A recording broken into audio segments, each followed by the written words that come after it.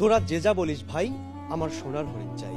মাননীয় স্পিকার, সেই সোনার হরিণটি হলো আওয়ামী লীগের রাষ্ট্র ক্ষমতা। আর সেই রাষ্ট্র ক্ষমতায় টিকে থাকার জন্য জঙ্গি তকমা, দেশকে জঙ্গি তকমা ছিল আওয়ামী লীগের প্রধান হাতিয়ার। মাননীয় স্পিকার, 2008 সাল থেকে 2024 সাল এই দীর্ঘ 16 বছরে আওয়ামী লীগের শাসন আমলে দেখুন অসংখ্য মানুষ গুম হয়েছে, অসংখ্য মানুষ নির্যাতনের শিকার হয়েছে, মিথ্যা মামলায় জেলের অন্ধকার কুঠুরিতে তাদের দিন যাপন করতে হয়েছে। এর সবকিছুর বেদিমূলে ছিল জঙ্গি তকমা।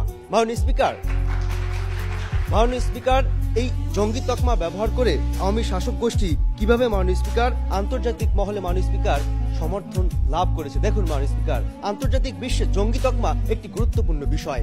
যখন তারা পশ্চিমা বিশ্ব, বিশেষ করে মোড়ল রাষ্ট্রগুলোকে তারা দেখাতে পেরেছে যে আমরা জঙ্গিবাদ নিধনে কাজ করছি এবং জিরো টলারেন্স প্রণয়ন করছি, তখন পশ্চিমা বিশ্বগুলো তাদেরকে মাননীয় স্পিকার এখানে ডোনেট করেছে, তাদেরকে অর্থনৈতিকভাবে ইকুইপমেন্ট দিয়েছে, তাদেরকে বিভিন্ন ধরনের উপাদান দিয়েছে, যার প্রেক্ষিতে পশ্চিমা বিশ্বের কাছ থেকে আন্তর্জাতিক মহলে তারা একটি সমর্থন লাভ করেছে।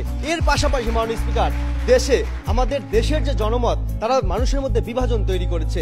একটি পক্ষকে তারা তাদের নিজেদের দিকে টেনেছে, আরেকটি পক্ষকে, বিরোধী দল এবং মতকে তারা মাননীয় স্পিকার দমন এবং নিপীড়ন করার জন্য জঙ্গি তকমা দিয়ে তাদেরকে দূরে ঠেলে রেখেছে, যার প্রেক্ষিতে মাননীয় স্পিকার জাতির মধ্যে বিভাজন তৈরি হয়েছে। দাড়ি, টুপি, পাঞ্জাবি দেখলেই আওয়ামী লীগের শরীরে জ্বালা ধরে যেত। মাননীয় স্পিকার, দাড়ি টুপি তকমা, দাড়ি টুপি দেখলেই মনে হতো এরা যেন জঙ্গি। মাননীয় স্পিকার, একটি ঘরে কোরআন শরীফ থাকলেও মনে হতো এরা যেন জঙ্গি জেএমবির সদস্য। মাননীয় স্পিকার,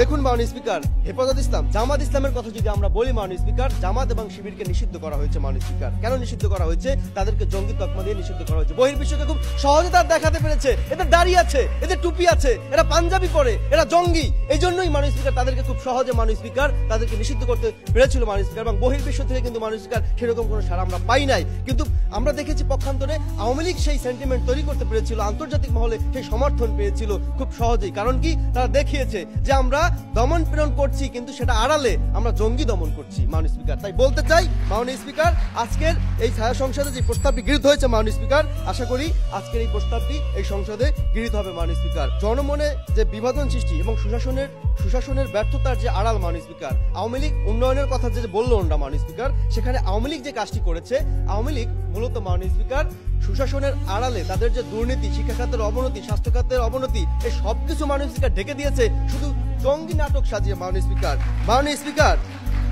শেষ করছে, মাননীয় স্পিকার 30 সেকেন্ডের মধ্যে শেষ করছে মাননীয় স্পিকার, দেখুন মাননীয় স্পিকার, একটি ঘটনা বলছি। জঙ্গি দমনে হাসিনা সরকারের জিরো টলারেন্সের নীতি ছাড়াও সফল জঙ্গি বিরোধী অভিযান ও জঙ্গি ধরার জন্য বিশেষ প্রণোদনা, পুরস্কার, পদোন্নতি ইত্যাদি মাননীয় স্পিকার শেখ হাসিনা দিয়েছিল।